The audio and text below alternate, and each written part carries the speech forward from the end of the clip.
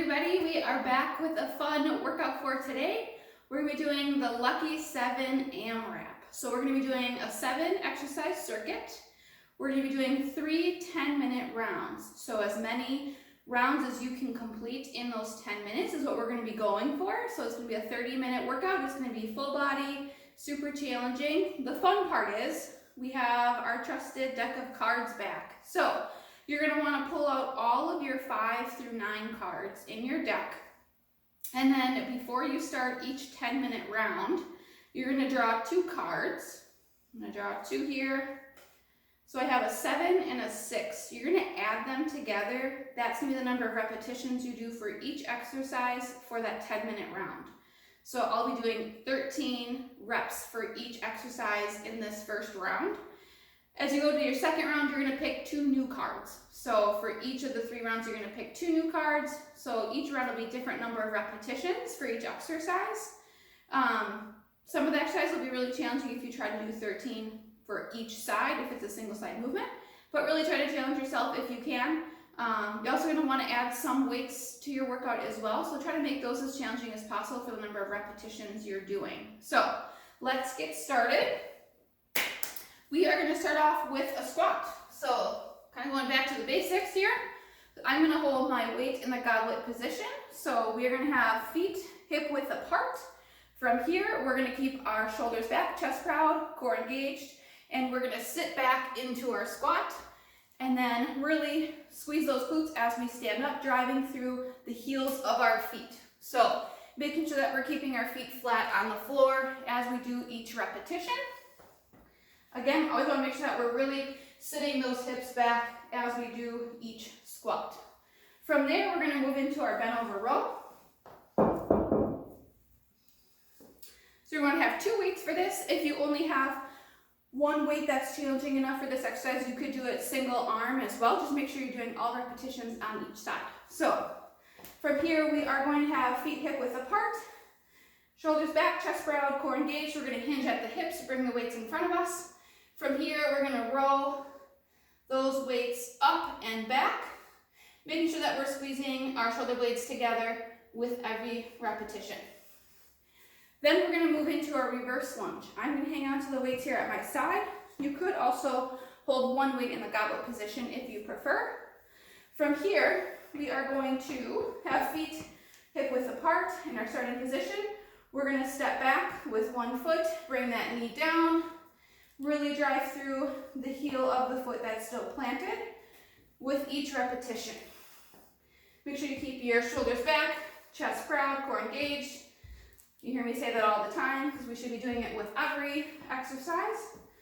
So make sure that you're switching legs as well to get all repetitions in for your reverse lunge. From there, we're going to move into a push-up. So for our push-up, we should have hands shoulder width, slightly wider than shoulder width apart. Feet extended starting in the high plank position. Lower ourselves down and push ourselves straight back up. Keeping those elbows close to our sides. We don't want to wing them out too far. We can always drop our knees for a modified push-up option as well. Keep that core tight so those hips stay in the right position.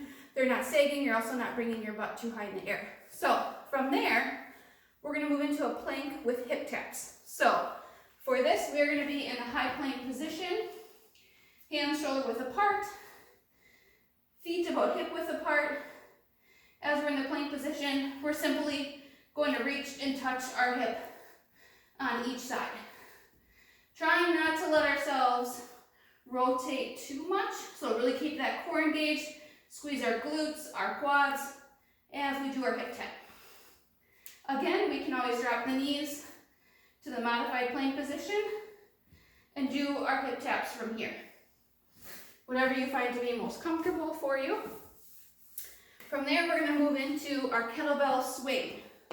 If you don't have a kettlebell, you could use something that's sturdy and safe with a handle. A paint can, you could even use like a bucket with some kind of weights in it, or potentially even like a sandbag if you have that, something that you can hang on to safely to do your swing. So we are going to be feet slightly wider than hip width apart, shoulders back, chest round, core engaged. This is a hip hinge movement. So we're going to bring those hips back and then really pop our hips through to get that weight moving. Weight should come no higher than shoulder height. And we shouldn't be doing a squat with it. We should just be getting those hips back to get the weight moving. Really squeezing those glutes as you bring your hips through. We're going to end with everybody's favorite, burpees. So this is going to be really challenging no matter what number you get for your repetitions. So if you need to kind of, take your time with the burpees, that's okay. Just don't take too long because you still want to get through a couple of rounds of everything else. So our burpee is going to be, we're going to come down, kick our feet back, push up if you like, jump those feet forward, jump up. We can do without the push up. We can also step our way back and forward for our burpee. So I hope that you guys enjoyed that one. It's something fun and different, get your heart rate up, targets full body. It'll be a great workout to start your day. We look forward to seeing you tomorrow and have an awesome day.